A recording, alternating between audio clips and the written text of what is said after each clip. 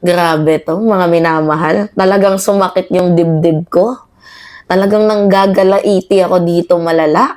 Number 1 senador ka pa man din ng bansang Pilipinas. Tapos manggagaling sa bibig mo itong mga statement na to. Ano yung sabi? Hindi naman daw po nakakain yung impeachment. So bakit pa tayo mag-impeachment? Hindi din naman daw po nakakain yan. Go! Akala ko ba ang serbisyo mo ay magserbisyo sa mamamayang Pilipino? Kasi kung iisipin na lang natin, yung nilustay ni VP Sara Duterte na gamit ang kaban ng bayan, kung iisipin mo, madaming makakain na doon ang mamamayang Pilipino. Madaming mga nagugutom na ang mapapakain nun. Madaming mga estudyante na ang matutulungan nun. Madaming pamilya na, sa madaling sabi, ang maiaangat ang buhay nun. Tapos sasabihin mo, impeachment lang naman yan, nakakain ba yan? Buti pa itong si Senate Minority Leader Coco Pimentel.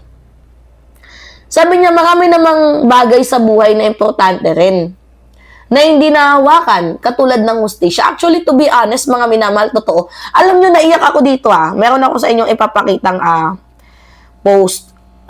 Nakakaiyak yung kanyang mensahe dito. Ang tanong nila kung makakain ba daw itong impeachment process, pero marami namang bagay sa buhay na importante rin na hindi nahahawakan, tulad ng hustisya. Hustisya, hindi nga natin makita yan, hindi natin mahawakan niya, pero napakahalagang bagay po sa buhay ng tao. Naiyak ako sa sinabi ni Senator Coco. Outnumbered man sila, 5 lang, pero hindi naman natakot na bumoses. 'Di ba? Mga minamahal? Tapos manggagaling pa mismo sa number 1 senador itong mga bagay na ito? Bakit kailangan questionin? Ako nagtataka lang din ako. Bakit kailangan questionin ng impeachment kung hustisya ba to or political movement? 'Di ba? Political motives or harassment or phishing. Really, go? Bulag ka ba? Actually, hindi na dapat tinatanong yan Kasi mamamayang Pilipino na ang bumoboses dito. At kung tatanungin mo din, saan dinala ni VP Sara Duterte ang millions of money na ginastos lang ng araw lang na lustay? Baka sabihin mo, it is normal. Hindi normal yun, corruption yun, go. Yung mga fake names, pagdawit pa sa mga influencer, ma-influensyang tao, mga artista, hindi na dapat sinasang-ayunan yun dapat kino-call out na yun. Alam nyo mga minamahal, hindi po joke ang impeachment. Constitutional duty yan ng Senado. Kaya yung pagbasura mga minamahal sa impeachment na ginagawa, na balak ni Bato de la Rosa, talagang balaod yun. Hindi pwede yun. Kawalan ng hustisya yun at pambabastos sa ating konstitusyon. Tingnan nyo, ito yung sabi ng law expert. Makinig kayo mga minamahal. Yan yung sabi ng law expert. Basahin natin. Junking Sara Duterte impeachment trial defies Constitution.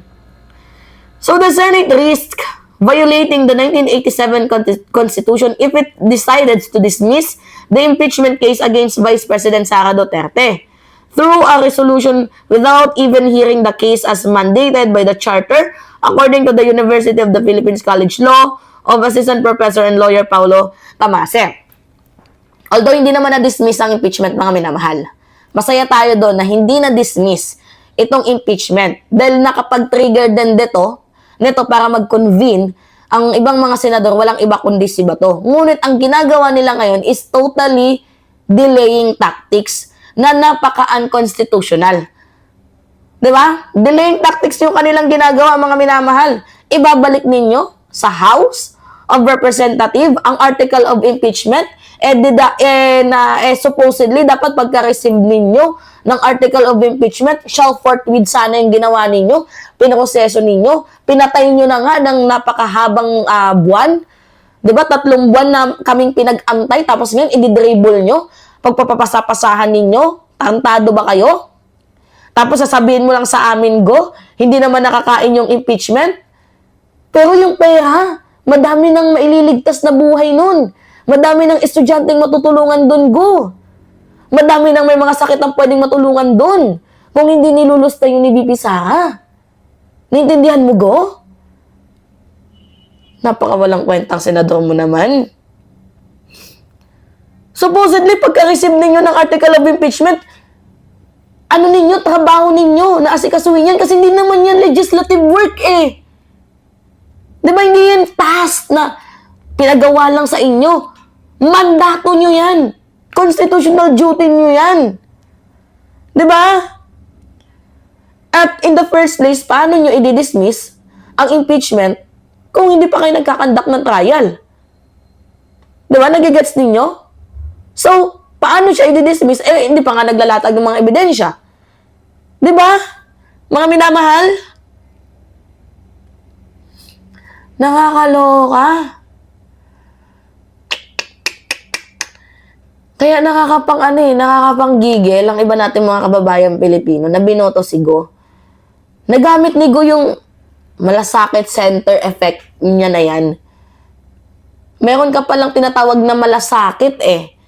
Eh bakit hindi mo i-apply sa totoong buhay yung salitang malasakit para sa mamamayang Pilipino? Yung malasakit sa hustisya, sa pagpatay, 'di ba? Sa pera ng kaban ng bayan. Bakit hindi mo doon gamitin yung word na malasakit? 'Di ba, mga minamahal? Akala ko okay itong sigo. Kasi isa siya sa mga nag-convene ng impeachment. Pero isa din pala siya, mga minamahal, sa bumoto para ibalik ang article of impeachment sa House. At ngayon si Quezon ginigipit ang House of Representative na wala daw choice ang House kundi tanggapin ang article of impeachment. Totoo yan, mga minamahal. Tingnan ninyo. No choice daw ang House kundi tanggapin nila yan. Grabe. Napakaangas mo, Quezon. Saludo kami sa'yo, Cheese Escudero. Napakawalang hiya mo talaga. Nakakapikon ka. Nakakagalit, nakakagigil, nakakainis.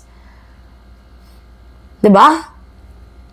Mga walang respeto sa pera ng bayan. Tinukhang na nga tayo. Pati ba naman pera, tutukhangin din. Kaya dapat lang at deserve ni Digong na makulong diyan sa The Hague, sa ICC. At isunod itong si Go at itong si Bato.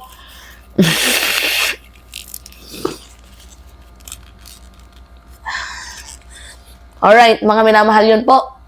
Anyway, pahingin lang po ako ng comments ninyo, likes and share, and also don't forget to click the subscribe and hit notification bell, mga minamahal, for more update. Yun lamang po at ingat, mga kababayan.